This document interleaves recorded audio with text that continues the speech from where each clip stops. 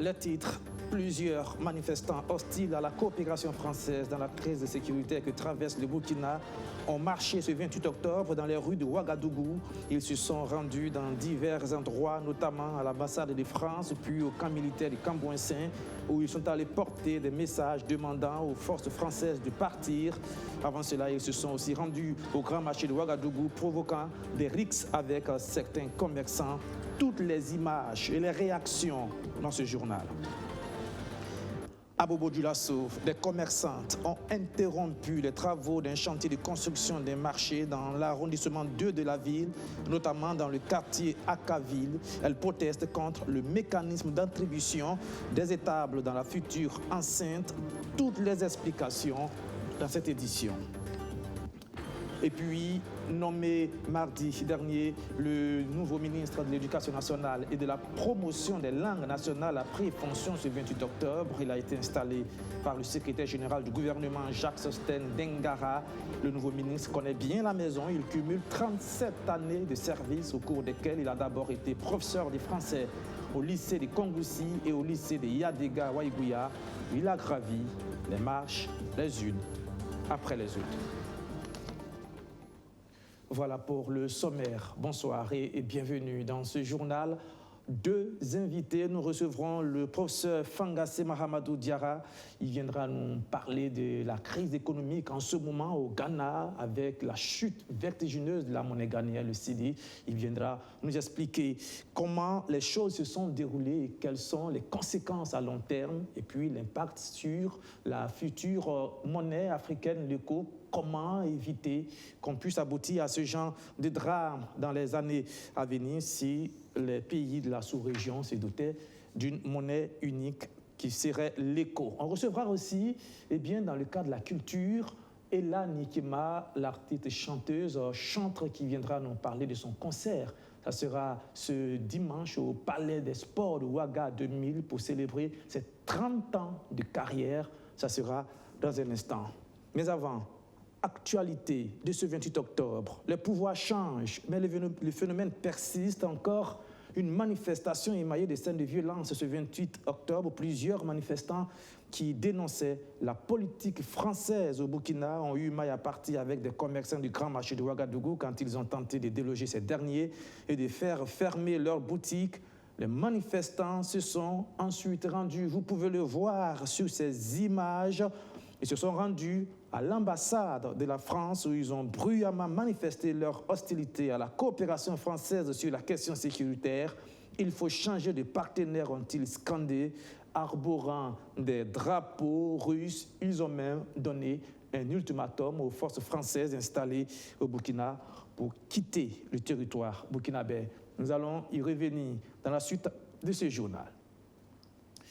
En attendant, direction Bobo-Dioulasso à présent, où les travaux d'un chantier de construction des marchés ont été interrompus hier par des manifestantes, toutes des commerçantes anciennement installées sur le site en question et qui avaient été priées de libérer l'enceinte pour la réalisation d'une nouvelle infrastructure.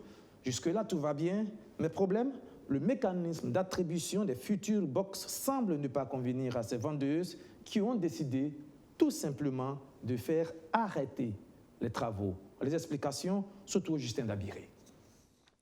Les travaux de construction du marché Dakarville dans l'arrondissement 2 de Bobo-Dioulasso sont aux arrêts ce 27 octobre. La raison, les ouvriers ont été soumis de quitter les lieux par les commerçants du marché. Ces derniers reprochent aux autorités de l'arrondissement de ne les avoir pas associés au processus de construction du marché. Ils sont venus nous dire casser le marché. Ils ne nous ont pas donné un papier, ni preuve, ni affiché des noms, puisqu'ils nous ont recensés. Après le recensement, ils ne nous ont rien. On n'a même pas de preuve où on est. Donc, mais comme aussi, on ne sait pas comment ça se passe, on a attendu. Maintenant, ils sont venus commencer à construire. En construisant, ils ne nous ont même pas avisés. Ils ont commencé à construire. Donc on a vu, les gars sont en train de construire. Il faudrait qu'on vienne aussi leur dire d'arrêter les travaux. Donc entre nous, on avait peur. On ne savait pas comment faire. Donc ils ont construit, ils ont commencé même. Les trous sont là, ils ont creusé. Après vous allez rentrer voir. Donc On s'est vu, la mairie nous appelle à chaque fois, on va, on ne comprend rien. À chaque fois, on va à la mairie, on ne comprend rien. Donc, on a décidé aujourd'hui de venir arrêter les travaux jusqu'à nouvel ordre. Les manifestants déplorent également des irrégularités dans le processus de recensement des hangars. Selon eux, une certaine dame Sanou aurait déjà commencé à vendre des places à des personnes qui n'ont pas été recensées dans ce marché. Aidez-nous à approcher des gens qui peuvent nous aider à récupérer notre marché, puisqu'ils sont en train de vendre le marché aux gens. Comment quelqu'un peut venir acheter une boutique à 8 millions? Les concernés ne sont pas au courant. Mais si on avait 8 millions, on allait se lever construire notre marché. Il faudrait qu'ils nous aident là.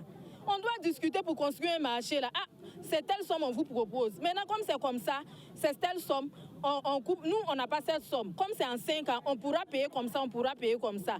Mais on n'a même pas discuté. Ils nous ont fait comme des bonnes à rien, quoi. La délégation spéciale de l'arrondissement 2, qui a appris les choses en cours, dit avoir hérité du dossier.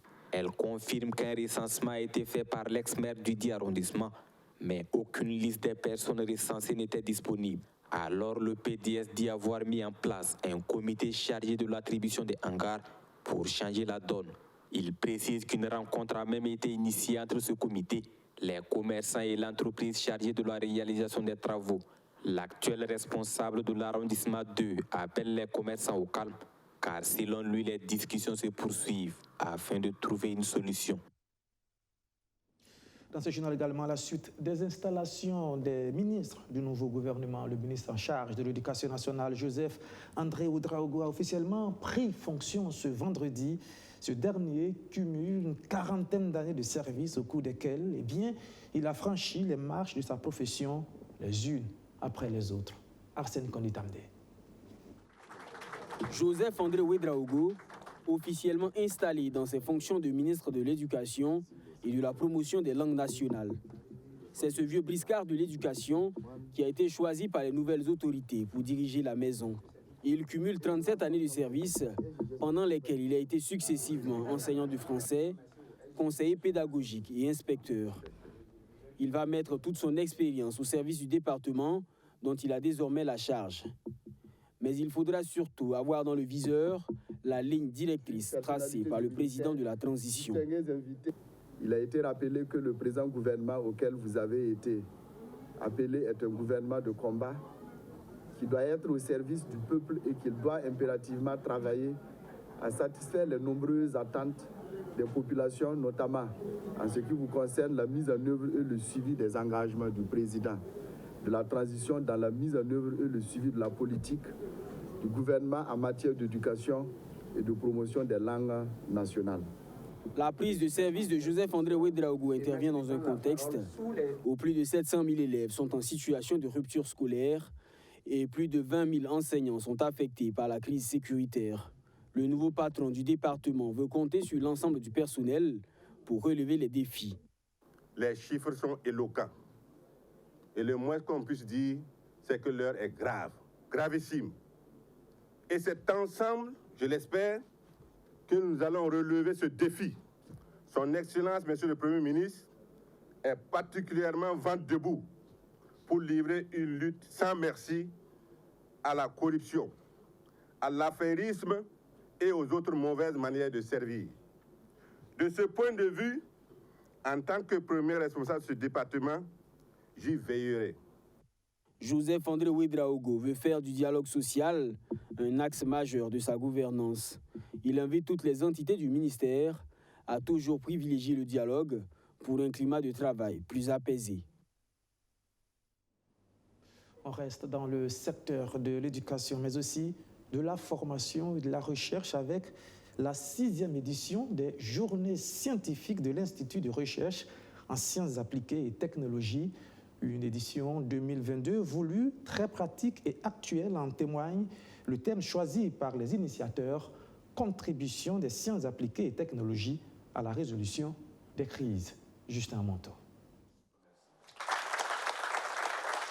Contribution des sciences appliquées et technologies à la résolution des crises. C'est sous ce thème que se déroule la 6e édition des Journées scientifiques de l'Institut de recherche en sciences appliquées et technologies, IRSAT. Un moment de partage et d'échange des résultats scientifiques initié avec l'accompagnement du Centre national de la recherche scientifique et technologique du ministère de l'Enseignement supérieur, de la recherche et de l'innovation. Un tel événement permet à nos chercheurs d'exposer les résultats de leur recherche et de permettre au grand public comme vous de se familiariser avec l'ensemble de ces résultats et voir dans quelle mesure ces résultats peuvent encore aider mieux à résoudre les problèmes de nos populations. Lancée ce 27 octobre, cette 6e édition des Journées scientifiques de l'IRSAT veut mettre en lumière en 48 heures les résultats dans le domaine des sciences appliquées et technologies au Burkina Faso. Alors, ce qu'il faut comprendre à travers la connotation sciences appliquées et technologies, c'est l'ensemble des sciences qui couvrent les 4 domaines suivants. Premièrement, le domaine énergétique. Deuxièmement, vous avez le domaine de la mécanisation. Essentiellement, nos activités se mènent sur la mécanisation agricole. Troisièmement, il y a le domaine des substances naturelles. C'est-à-dire, lorsqu'on parle de substances naturelles, voyez plutôt les savons, les détergents et puis tous les produits cosmétiques. Et quatrièmement, vous avez le domaine de la technologie alimentaire, tout ce qui concerne la mise au point d'aliments et d'aliments fortifiés, en fait, pour l'alimentation. Quelques produits réalisés à base de substances naturelles sont exposés dans des stands afin de présenter au public quelques réalisations faites dans le domaine des sciences appliquées et technologies au Burkina Faso. Et dans le même registre, s'est ouverte hier la 3e édition des Journées de valorisation des technologies, inventions et innovations, un cadre qui permet de jeter un coup de projecteur sur les inventeurs de la région des Hauts-Bassins. Amadou Ouedraogo, surtout Justin Dabiré. Promouvoir les résultats de la richesse, des inventions et innovations dans la région des Hauts-Bassins, c'est l'objectif visé par les journées de valorisation des technologies, inventions et innovations JVTI. La 3e édition qui se tient du 27 au 30 octobre 2022 à Bobo-Dioulasso est placée sous le thème « Adoption des résultats de la richesse, des innovations et inventions au profit de l'entrepreneuriat ». Quelle technologie innovante pour la région des Hauts-Bassins? Une opportunité pour promouvoir les résultats de la recherche, des inventions et des innovations de la région des Hauts-Bassins, permettre aux autorités régionales de s'imprégner des potentialités en termes de résultats, recueillir les préoccupations et orientations des acteurs sur la valorisation des technologies, inventions et innovations, développer des partenariats fructueux entre les acteurs de la valorisation des résultats de recherche, inventions et innovations au Burkina Faso, enfin, éveiller l'intérêt des jeunes pour la recherche scientifique et technologique grâce à l'organisation de visites guidées autour des résultats de la recherche et des innovations technologiques. Initié par l'Agence nationale de valorisation des résultats de la recherche et des innovations ANVA, les JVTI constituent un outil de valorisation, moteur de développement socio-économique qui permet de découvrir et d'exploiter les potentialités en matière de résultats de la recherche, des inventions et des innovations. Plusieurs activités sont au programme de la 3e édition. À partir de cet instant jusqu'à samedi, le public peut venir visiter, poser des questions aux chercheurs, aux innovateurs, poser des problèmes qui n'ont pas trouvé de solution dans les stands actuellement pour que les chercheurs aillent travailler dessus. Et ensuite, il y aura une conférence inaugurale juste après cette cérémonie. Il y aura des panels, il y a 2 panels qui sont prévus. Il y aura des B2B où les gens vont pouvoir discuter, signer des partenariats de manière à ce que, après les JVTI, les relations continuent entre les entreprises, les employeurs et les innovateurs. Le vrai bénéficiaire de cette activité, c'est la jeunesse. Et comme nous sommes dans une structure de formation de la jeunesse, ça ne peut que nous intéresser. Parce que c'est une façon de renforcer les capacités de la jeunesse. Et tous ces combats qui se mènent autour de la valorisation, c'est pour ouvrir, si vous voulez, les bassins d'emploi pour les jeunes. Et du coup, réduire un peu le taux de chômage qui paralyse un peu notre économie. Les candidats qui ont participé aux candidations ont tous été récompensés. Les 5 premiers ont reçu chacun des prix allant de 400 000 à 600 000 francs CFA. La cérémonie d'ouverture de la 3e édition des JVTI a pris fin par une visite des stands d'exposition des technologies et produits innovants par les autorités. Voilà, et c'est le moment pour nous de recevoir le premier invité de ce journal, le professeur Fangassé Mahamadou Diarra, agrégé des sciences économiques à l'UFS, sciences économiques et gestion de l'Université Norbert Zongo de Koudougou. Vous êtes aussi enseignant. Professeur, bonsoir. Bonsoir, Hervé. Nous allons parler notamment de la situation financière et notamment monétaire au Ghana, le CEDI, la monnaie ghanéenne, qui connaît une chute vertigineuse. On parle de 47% de dépréciation face au dollar. Ça veut dire que maintenant, il faut 13 CEDI pour $1. Que se passe-t-il avec cette monnaie ghanéenne, professeur? Alors, comme vous l'avez si bien dit, ça fait pratiquement 10 mois que le CEDI, c'est-à-dire la monnaie ghanéenne, se déprécie de façon continue et drastique par rapport donc, au dollar. Et comme vous l'avez bien dit, aujourd'hui, le taux de dépréciation du CEDI par rapport au dollar tourne autour de 50%. Le taux de dépréciation, c'est la perte donc, de la valeur du CEDI par rapport au dollar. Donc c'est ça l'enjeu. Et il y a beaucoup de conséquences qui sont derrière. Et c'est ça qui explique un peu la difficulté donc, de l'économie ghanéenne aujourd'hui.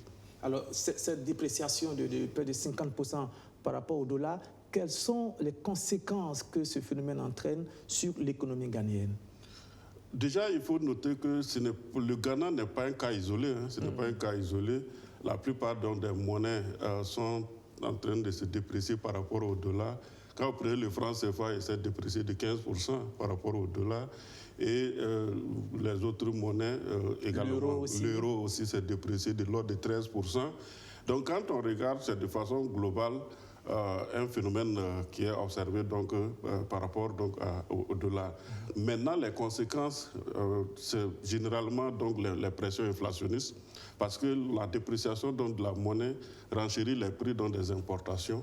Et c'est ça qui fait que les effets, on appelle ça l'effet de report. Donc l'augmentation donc, de la valeur du dollar entraîne systématiquement et mécaniquement une augmentation donc, des prix des importations, étant entendu que les produits importés sont facturés en dollars. Donc c'est ça qui fait qu'il y a des pressions inflationnistes au niveau donc, du pays. Aujourd'hui, je rappelle que le taux d'inflation au Ghana est de 37,2. C'est quand même 37,2, ça veut dire quoi pour nos téléspectateurs, pour qu'ils puissent bien comprendre? Ça veut dire que quand vous prenez d'octobre 2021 à octobre donc, 2022, les prix ont augmenté en moyenne donc, de 37,2%. Donc c'est quand même énorme. Je rappelle que le Burkina Faso, c'est 16,2%. Donc vous avez les pays comme le Nigeria aussi qui subit donc des pressions inflationnistes. Mais le Ghana, la situation est vraiment exceptionnelle à cause bien sûr de la dépréciation donc, très très prononcée du CEDI. Vous savez jamais être assez concret et un peu basique pour que nos téléspectateurs puissent comprendre les termes assez techniques. Quand vous dites 37,2, prenons un exemple concret sur le prix d'un article, par exemple. Comment ça se passe aujourd'hui au Ghana avec 37,2 d'inflation? Ça veut dire, voilà, si vous prenez par exemple le pain, qui est vraiment consommé, vous allez aussi, vous prenez le prix du pain en octobre 2021 au Ghana, et le même pain, la même miche de pain en octobre 2022, vous allez vous rendre compte que le prix n'a pas doublé, mais ce n'est pas loin de là. Donc c'est ça qui fait que les populations pauvres sentent vraiment les effets donc, de ces déséquilibres. Donc si la miche de pain coûte, disons, 100 francs CFA, on prend l'exemple du franc CFA, voilà, ça va coûter maintenant près de 150 francs CFA. Voilà, autour de 137 francs. Autour de 137 francs CFA. Et là, ça monte de manière vertigineuse. Exactement. Aujourd'hui, quel est le risque pour l'économie ghanéenne de cette situation? Vous savez, l'économie ghanéenne est déjà en crise depuis, je dirais, février, janvier, parce que lorsque vous regardez, au-delà donc des pressions inflationnistes, l'économie ghanéenne est en train d'aller vers ce qu'on appelle la cessation de paiement. C'est-à-dire, c'est un problème donc, de paiement extérieur. Parce que les effets de Covid-19 et puis la guerre en Ukraine n'arrangent pas la chose. Parce qu'il s'agit donc des chocs qui ont dû peser fort négativement donc sur la production.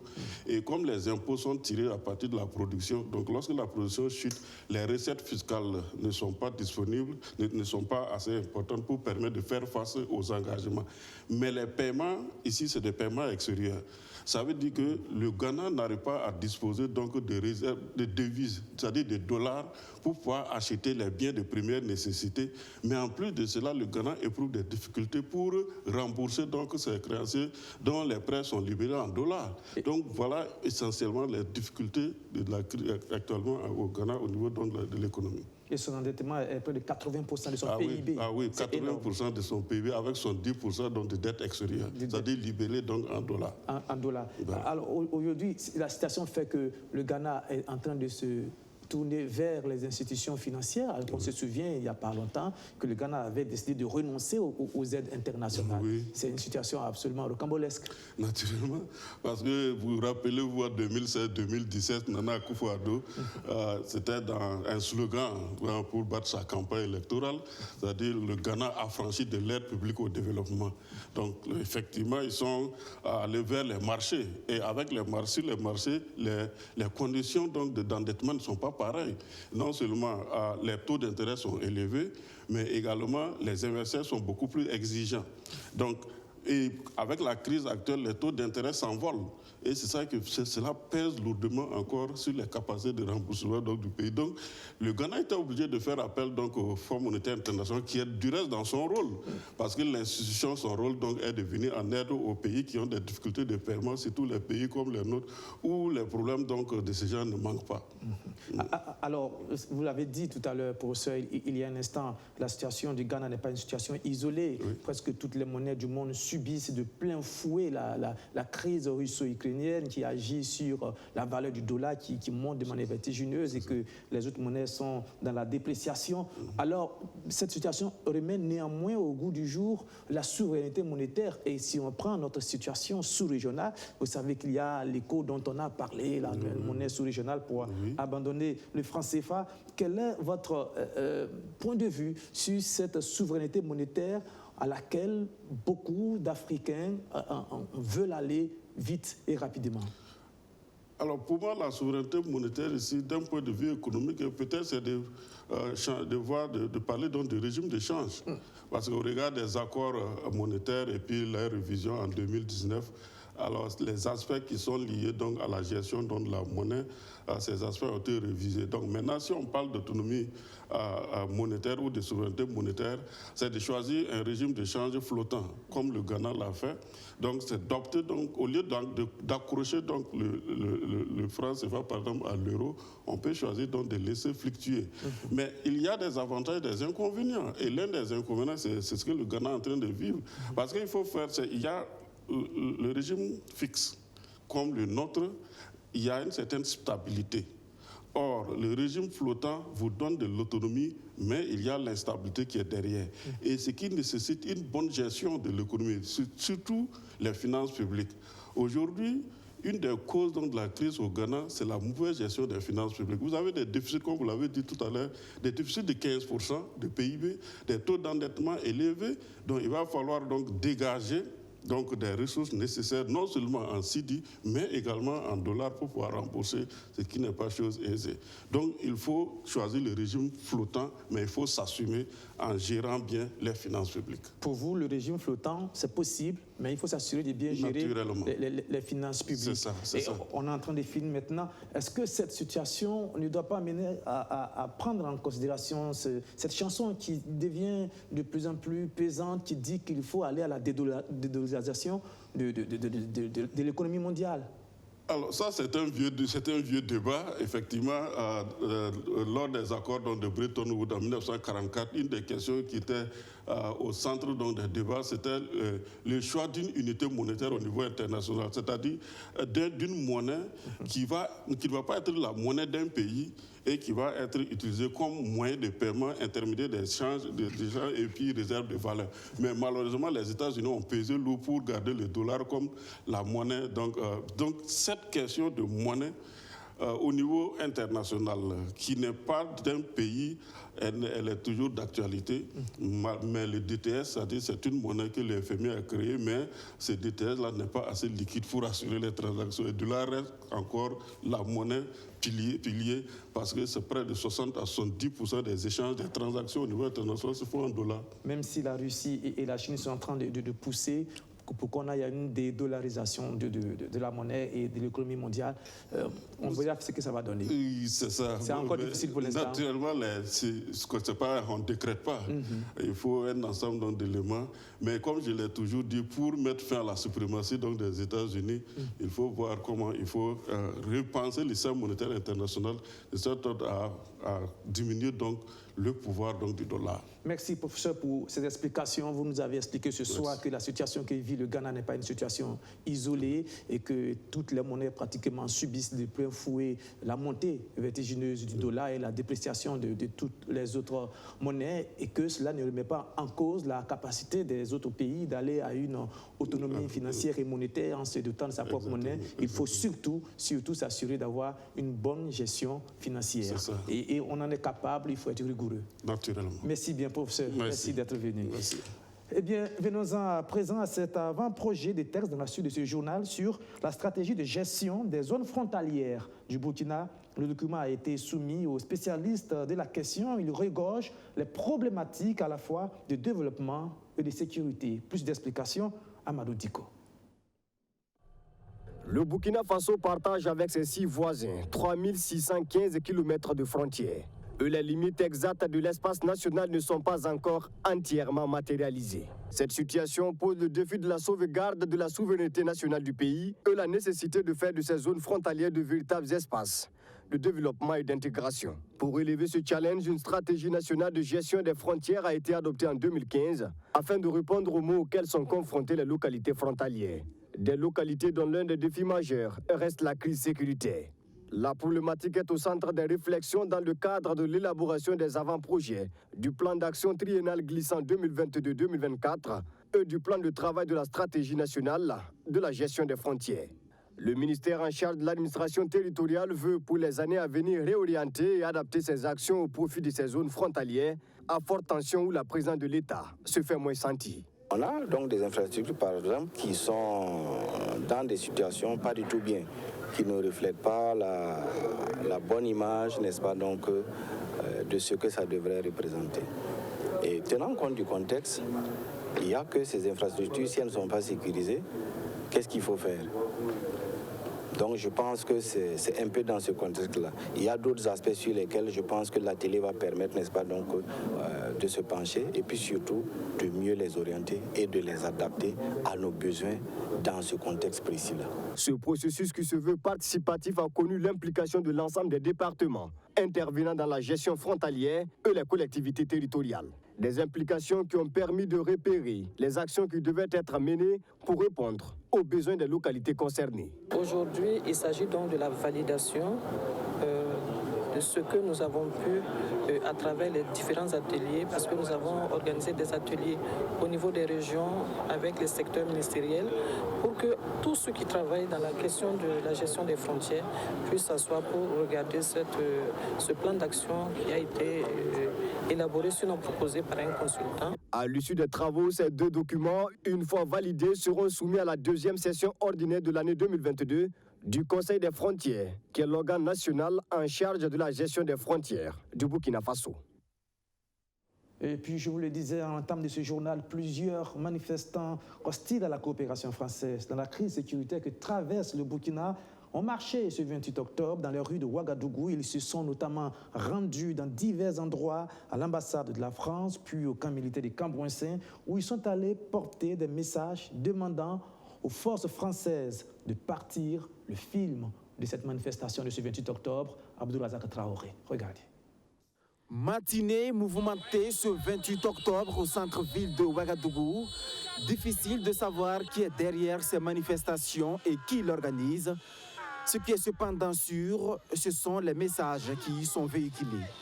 En tentant vainement d'avoir accès à la place de la nation, les mécontents du jour dénoncent la politique française au Burkina Faso. Dans leur périple, ils sont partis du stade municipal de Ouagadougou pour se diriger vers le grand marché qu'ils ont tenté vainement de fermer. Ils ont été empêchés dans leur dynamique par des bouchers munis de machettes. Après donc cette tentative vaine, ces mouvements se réclamant panafricains se sont ensuite rendus à l'ambassade de France. Là, ils ont eu accès aux locaux de l'enclave diplomatique où ils ont pu remettre leur message aux diplomates français. Le contenu du message est sans ambages. Nous ne voulons plus de coopération entre le Burkina Faso et la France. Quittez notre pays. Nous sommes pris en otage. Libérez-nous, ont-ils indiqué, avant de mettre le cap du côté de Camboïsen au camp militaire Bilazagré, non loin de la base française. Le message est le même.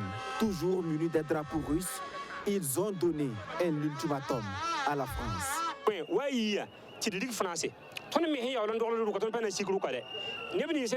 Sortez qu'on puisse dégager la France du Burkina Faso. L'heure n'est pas aux plaisanteries. Elle a tué nos ancêtres et occupe encore notre pays. Elle doit partir par la force aussi. Blaise Compaoré a quitté dans un délai de 72 heures. Damiba également, malgré qu'il soit burkinabé. Nous donnons donc 72 heures à la France pour qu'elle quitte le pays.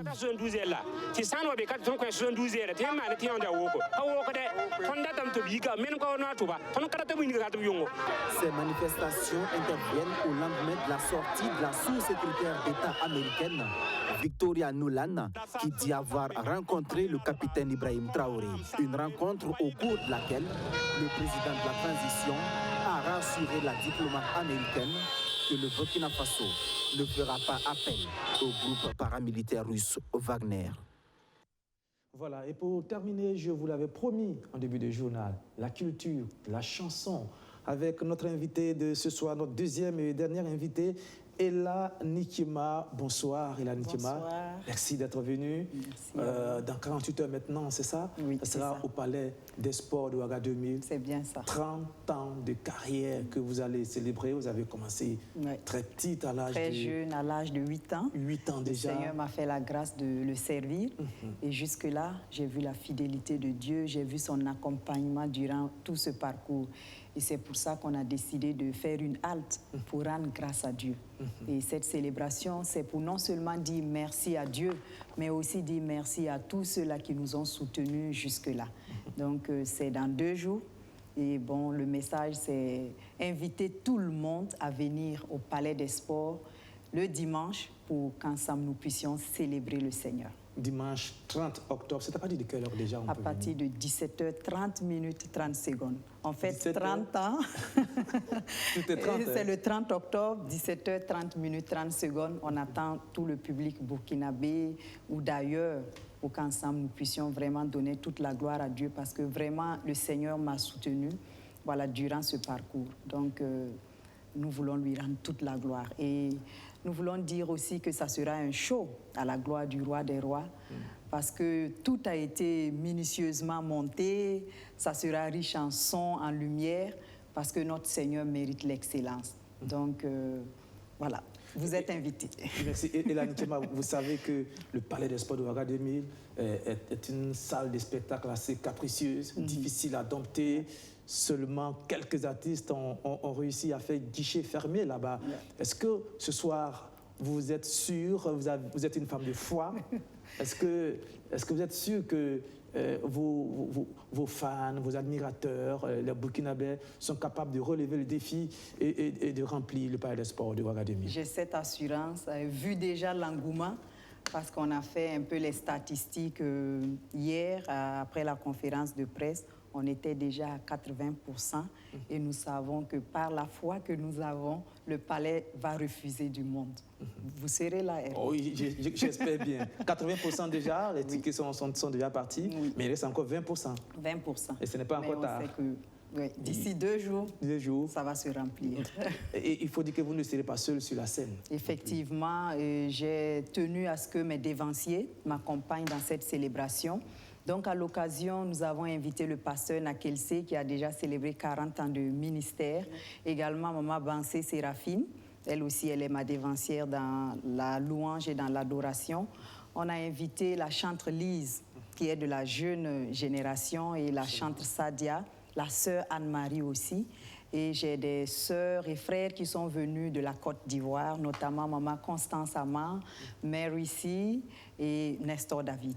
Donc ça sera un boom à la gloire du roi des rois. Et pour ce concert qui sera en live, bien entendu, il y a un nouvel album que vous avez sorti.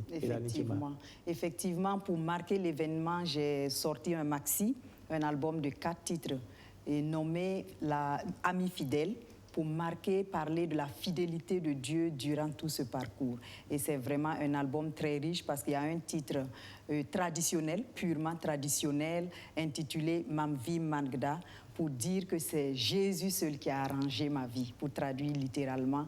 Et c'est vraiment, je conseille tout le monde à écouter l'album parce que c'est vraiment très riche. C'est le 6e album, je crois, de votre carrière. Le 6e. Donc vous avez déjà 5 albums. Je le disais, vous avez commencé très tôt déjà à l'école primaire, à l'âge de 8 ans. Vous appreniez à vos camarades de classe à chanter, à faire des récitations. Et puis, année après année, vous êtes resté. Vous sortez votre premier album en 1998. Vous l'avez baptisé, pardonnez-moi si voilà, allez. Merci de m'avoir aidé à prononcer le nom de l'album. Une chanson qui a fait le tour du monde et vous avez fait plusieurs salles de spectacle, que ce soit au Burkina Faso, en Côte d'Ivoire et même aux États-Unis. Vous avez eu 5 nominations au Koundé dans la catégorie meilleur artiste religieux avec un trophée. En 2005, notamment, vous avez décroché aussi des trophées de l'ONG Credo et tout cela.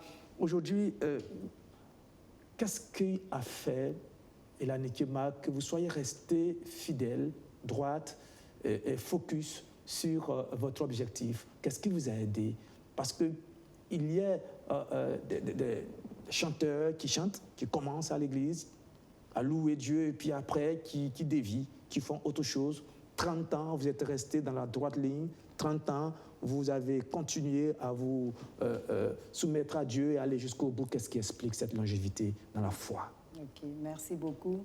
Je peux d'abord dire que c'est la pure grâce du Seigneur, parce que bon, l'appel du Seigneur est venu sur moi, et puis j'ai accepté l'appel, j'ai répondu positivement à cet appel, mais aussi le Seigneur m'a permis de pouvoir m'approcher, voilà, de ces mentors, de ces personnes-là qui ont pu me canaliser. Donc j'ai eu des encadreurs dès le bas âge qui m'ont donné beaucoup de conseils, qui m'ont beaucoup apporté, et je suis entourée. Si, par exemple, aujourd'hui, je peux faire un grand concert de cette envergure, c'est parce que des gens sont là pour me soutenir. C'est vrai, le Seigneur m'a appelé, mais il m'a aussi entourée de beaucoup de personnes qui sont d'un grand esprit, qui m'accompagnent. Et je profite de faire un clin d'œil à M. Sarré, voilà, le directeur de BF1, qui est vraiment notre président du comité d'organisation, qui est vraiment dynamique et il est à la base de tout ce qu'on voit comme communication autour. Et je bénis le Seigneur pour la vie de ces gens-là. Alors, vous chantez l'amour, la paix, la foi, l'espoir. Vous chantez dans des rythmes traditionnels, modernes aussi. Ouais. On dit que, et là peut-être je digresse un peu, on est à la fin de ce journal, on dit que la musique religieuse, notamment la musique chrétienne, ne nourrit pas, ça ne draine pas trop d'argent. Est-ce que vous n'avez pas eu des tentations d'aller voir ailleurs? Non, je peux dire non parce que j'ai toujours dit ça, hein, la plus grande joie que la musique gospel peut nous apporter, c'est les témoignages. Voilà, le retour qui nous parvient. Par exemple, quand on nous dit, par exemple, Ella, ta musique m'a fait du bien, voilà, j'ai été convertie à cause de ta musique. Cela est au-delà de l'aspect pécunier. Aussi, voilà, consolation. Il y a beaucoup qui sont réconfortés en écoutant la musique que nous faisons et il n'y a pas de plus grande joie que ça. Et c'est votre plus grande récompense. Oui, donc c'est vraiment une expression de joie, vu tout ce que notre musique pourrait apporter dans la vie des Rendez-vous donc 30 octobre, 17h30, 30 secondes. Yeah. Qu'est-ce qu'on va entendre et voir au Palais des Sports ce 30 octobre? Elanie Kema, peut-être un petit a cappella. Je ne vais pas dire, il faut venir pour voir. Peut-être un petit a cappella. Okay. C'est un rythme qu'on connaît bien, une chanson qu'on connaît bien. Pour nos téléspectateurs, rapidement, pour terminer ce journal dans la bonne humeur. Merci. Nisala. Fotenda meti bumbe dunika solo ne wenambi nisala. Fotenda meti bumbe dunika solo ne wenambi. Kasolo ne wenie, kasolo ne wenie. Kasolo ne wende, bafi kasolo ne wenie. Bravo, bravo, Elani. Ma tradition rapidement pour ceux qui ne comprennent pas le moré. Bon, c'est pour dire que nous, étant humains, on ne peut rien faire qui soit caché à Dieu. Et Dieu voit au-delà de ce que l'homme peut imaginer. Et la recommandation, c'est quoi? C'est interpeller les uns et les autres à faire rien que du bien, le bien tout autour de nous, à s'aimer l'amour autour de nous. Et la Bible dit que Dieu est le maître des temps et des circonstances. Amen. La suite des événements, 30 octobre, ce dimanche, à partir de 17h, au Palais des Sports de Ouagadougou. Merci bien, Elani Kema. Et merci à vous aussi, chers téléspectateurs, d'être restés jusqu'à cette heure. Au revoir, bonsoir. Moi, je vous retrouve demain, 19h30, ici même. Bravo.